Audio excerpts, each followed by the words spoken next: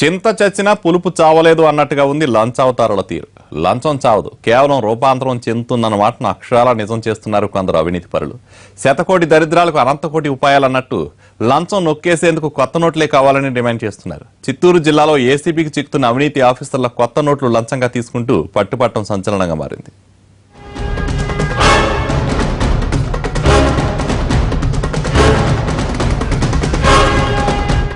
ఓవైపు నల్లధనం నిరోధించడానికి ప్రధాని మోడీ పెద్ద నోట్లు రద్దు చేస్తే మరోవైపు అధికారులు లంచాల కోసం కొత్త దారులు వెతుక్కుంటున్నారు. పాత నోట్లు లేకపోతేనే కొత్త నోట్లు మాకిచ్చి మీ పని మీరు చేసుకుపోండి అంటున్నాయి ఈ అవినీతి తిమింగళాలు. చిత్తూరు జిల్లాలో 5 రోజుల్లో 3 అవినీతి అధికారులు లంచం తీసుకుంటూ ఏసీబీకి చిక్కారు. ఓవైపు క్యాష్ కోసం జనం అల్లాడిపోతుంటే అదేమీ పట్టించుకోకుండా మా పని మాదే అన్నట్టుగా లంచాలు తీసుకుంటున్నారు. అడ్డంగా బుక్ అవుతున్నారు.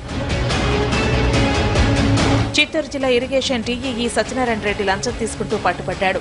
ఐరాల జెడ్పీటీసీ భర్త బాబునాయుడు పూడికతీత పనులు చేశారు.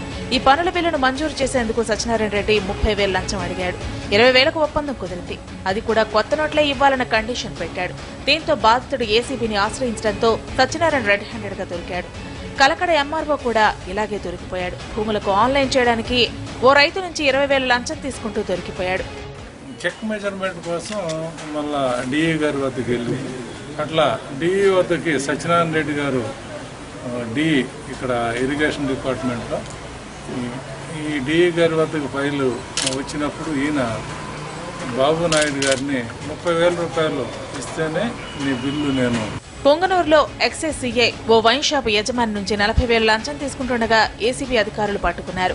సీజ్ చేసిన షాపును తిరిగి ప్రారంభించడానికి అనుమతిచ్చిన సీఐ అందుకు బదులుగా 40,000 లంచం అడిగాడు. లంచం తీసుకుంటూ దొరికిపోయాడు. ఏసీబీ అధికారులు వరుసగా జరుపుతున్న దాడుల్లో బయటపడుతున్న షాకింగ్ విషయాలు ఏంటంటే ఈ లంచావతారాలన్నీ కొత్త నోట్లనే లంచాలుగా తీసుకుంటున్నాయి. ఏసీబీ ఆఫీస్కి వచ్చి అక్కడ మా కంప్లైంట్ ఇవ్వడం జరిగింది. ఆ కంప్లైంట్ మీద కేసు రిజిస్టర్ చేసాం. ఈరోజు మార్నింగ్ వచ్చి డబ్బులు తీసుకుంటుండగా రెడ్ హ్యాండెడ్గా పట్టుకున్నాం. ఇతన్ని అరెస్ట్ చేసి ఏసీబీ కోర్టుకు పంపిస్తాం. బ్లాక్ మనీని అరికట్టాలన్న లక్ష్యంతో పెద్ద నోట్లు రద్దు చేస్తే ఇప్పుడు అవినీతి పరులు కొత్త నోట్లు లంచాలుగా తీసుకుని బ్లాక్ మనీని కూడబెట్టాలనుకోవడం కలకలం రేపుతోంది. చింత చచ్చినా పులుపు చావకపోవడం అంటే ఇదేనేమో.